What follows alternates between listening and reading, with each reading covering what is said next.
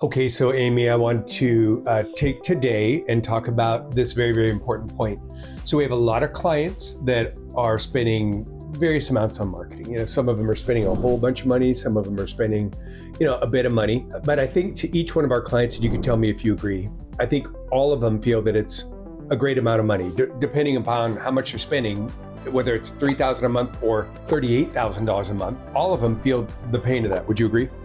Definitely. It was interesting. I ran into one of our clients last week, and this is a client who's spending somewhere in the middle of that. So it's a lot. It's a lot. And this client has a person handling the leads and the inflow. And I said, okay, so I started referring to that person as the new patient coordinator. And they said, no, it's not the new patient coordinator. That's my receptionist. And I said, okay, so this person is wearing two hats. We call it double-hatted. They're double-hatted.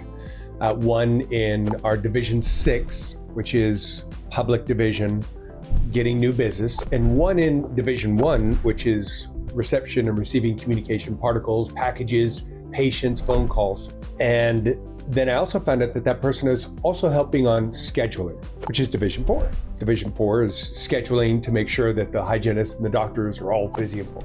So you have one person who's actually spanning across 3 different divisions. And they told me a little bit about this person. They said, you think I should fire this person because they're, doing this, that, and the other thing, not perfect at this? I said, who I want to fire right now is you.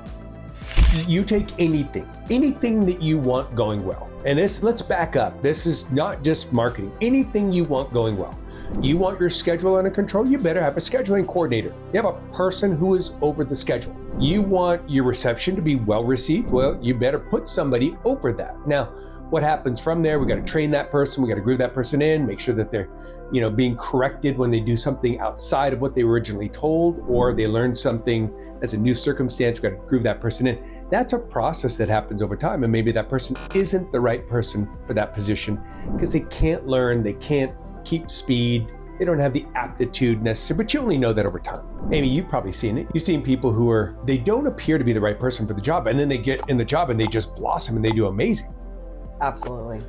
So it's not about just our perception, what we feel, and our, I have a feeling, or I have what do they call it when somebody has kind of like a intuition? Intuition. So sometimes your intuition is spot on, sometimes it's not. How many times have we been fooled? But you do your best, but you got to put somebody there. You got to put somebody there. If you want it going well, you got to put somebody there. And then I heard this. Well, I can't afford to have a separate person as a new patient coordinator, and a separate person who's a receptionist, and a separate person who's a schedule coordinator. And listen, I get it. When you're in the earliest stages of organization, or things just blew apart and you're putting everything back together, I understand that. You got 2, 3, 5 people, and that's your core group, and they're just juggling and handling things. I get it. That's very temporary. How long do you think that should be, Ames? How long should we allow that person to be in that coat state where you got your core crew and they're all over everywhere? What would you say? I would say, without them dying, probably a month. Yeah, at the top. At the top. And what can happen is you got such a good core group of people that they really don't let too many balls drop. And so you kind of get used to it, and that becomes a new normal. And you go thin. You go super thin.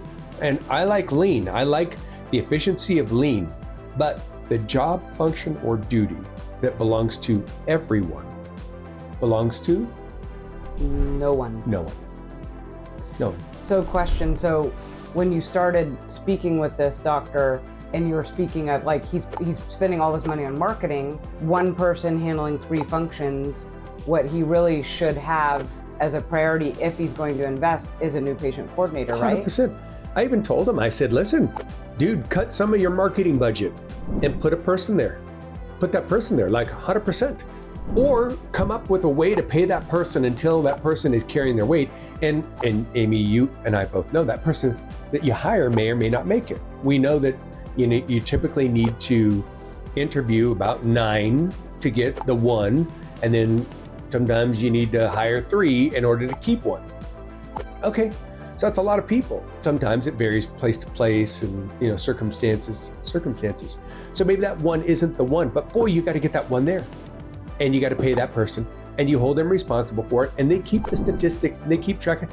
Listen, for a practice that's going to require that the person goes around and gets a Google review. So we successfully run somebody through our 7-division organizing board, right? They come in Division 1, get sold in Division 2, arrange finances Division 3, they get scheduled, prepared for, and delivered in Division 4. Make sure they're happy, we're happy. Division 5, quality control. In Division 6, now we've completed most of the process where a lot of people stop.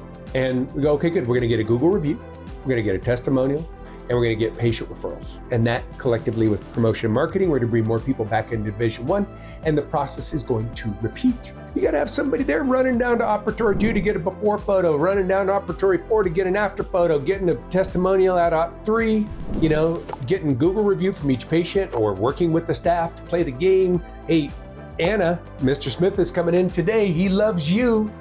Get that Google review, and then let's get a quick testimonial. Yeah, he hates being on camera. I know, but he loves you, Anna. If you ask him, you need a person to do that. Otherwise, who's that going to land on? Amy, who's that going to land on?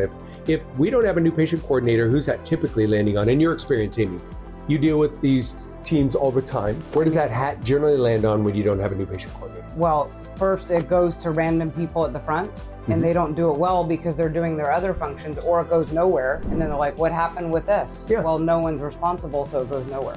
Or you have somebody who really, really does love the practice, and they really want to make it. Hat number 13 that's landing on your office manager. And sometimes we've even seen doctors do it. They're really energetic and they love it, and that's great too. But then you're not doing other things, office manager or doctor. So my message to you today, if you want things to be improved, you want more new patients, you want better traction on your marketing, get someone there. Now, we will work with that person and we will tell you, listen, that person's coming up to speed. Do not touch that person.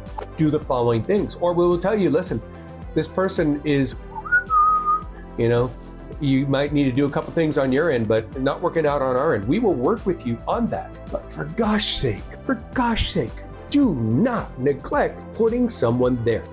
And I'm saying this today passionately. Normally I'm all flowery and stuff like this.